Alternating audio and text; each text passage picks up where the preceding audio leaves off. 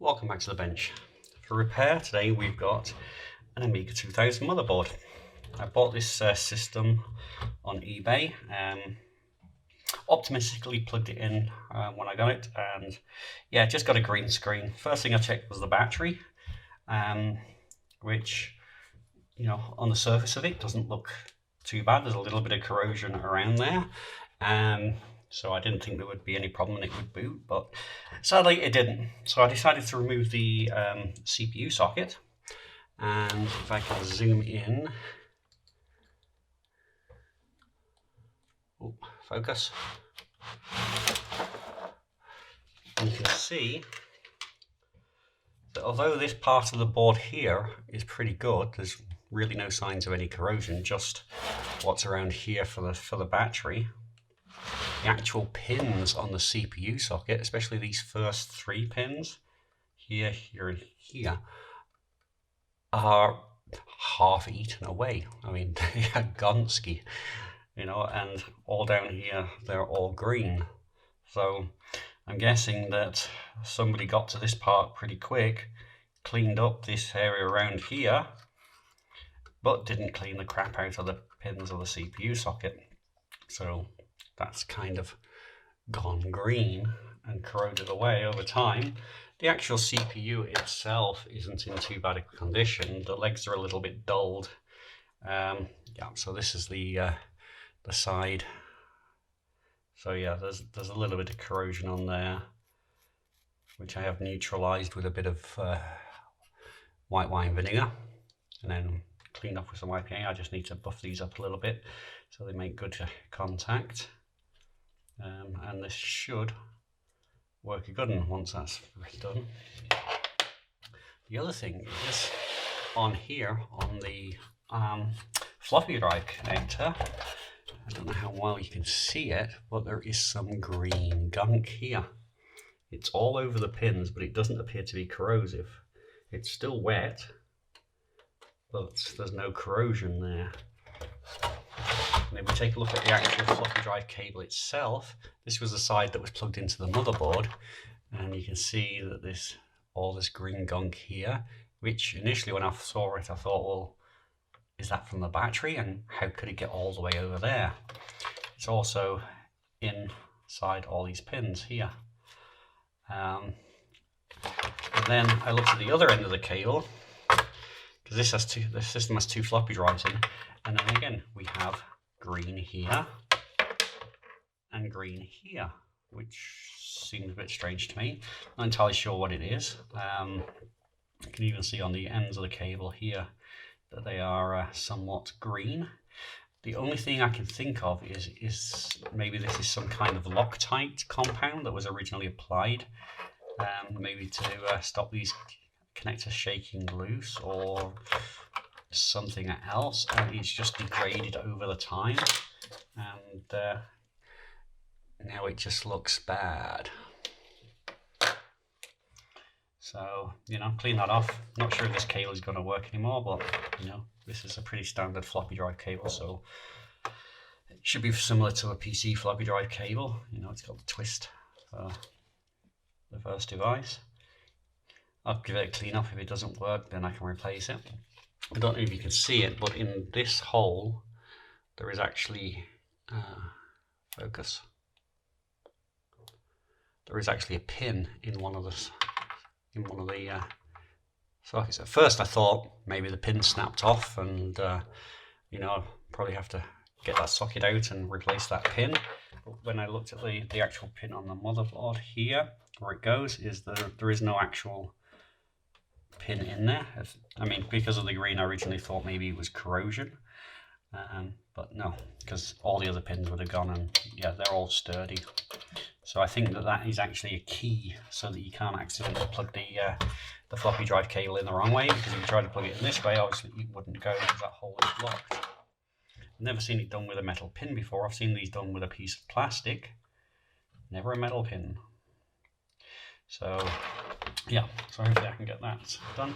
So first job is to replace this socket, and then put in a new socket, and then see if she chooches. I'm not going to bore you with watching me desolder this, because I'm pretty sure you've seen enough people desoldering IC sockets to last you a lifetime. So off camera I'm going to desolder this and solder in a new socket. I don't actually have a socket, but I do have the pin headers, or the pin sockets, turn pin ones that I can put in here, just 2 strips, which the only difference is it doesn't have these cross members, but that's not going to make much of a difference to the CPU. So I will be back in a few minutes once I've got that changed, and we'll see if she fires up.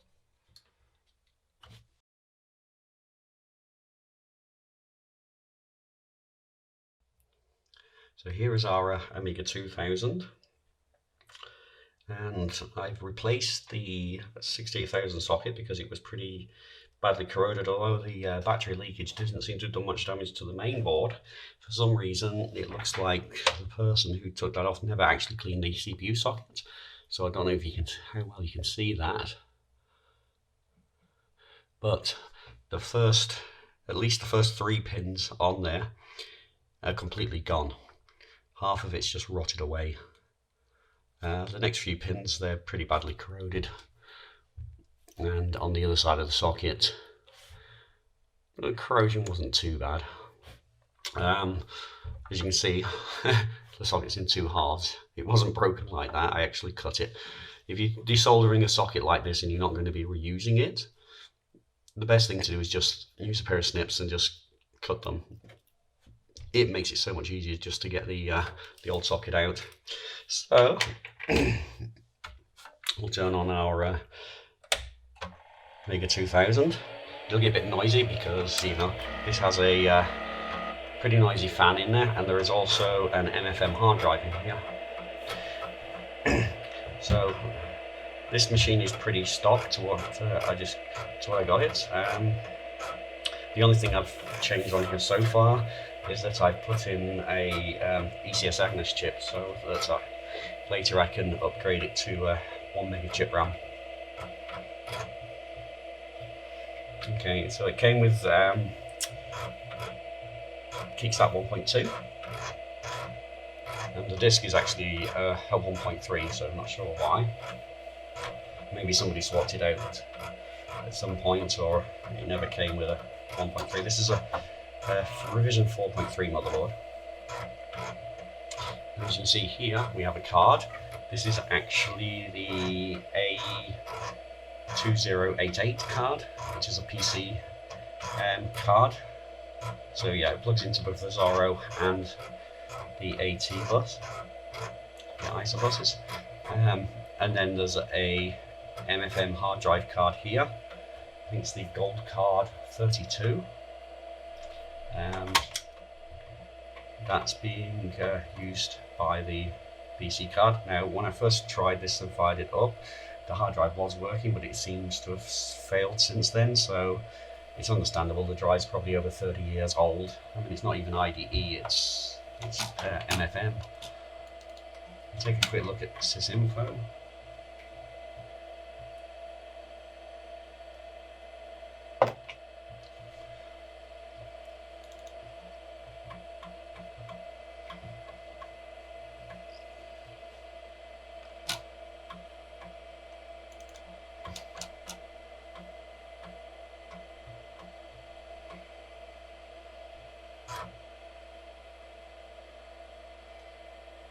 Okay, yeah, so you can see here that I've put in the ECS Agnes.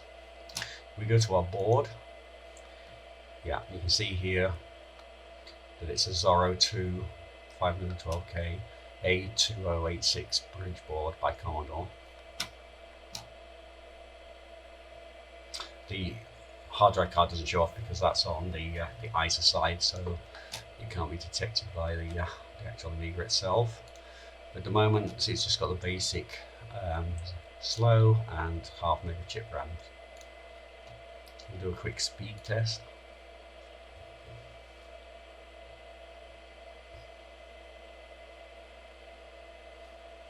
Okay.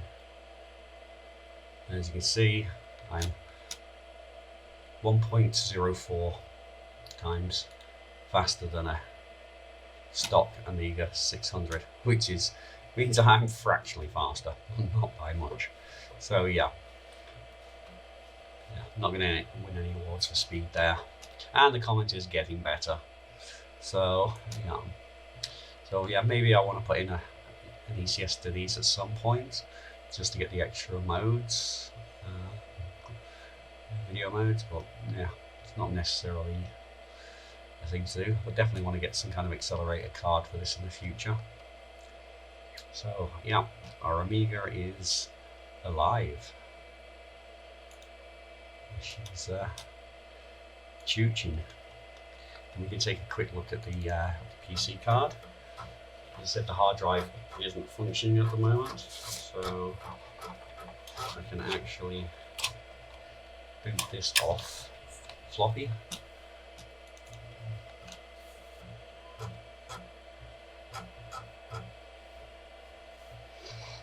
The actual Amiga side doesn't actually have a hard drive, so it means booting off floppy.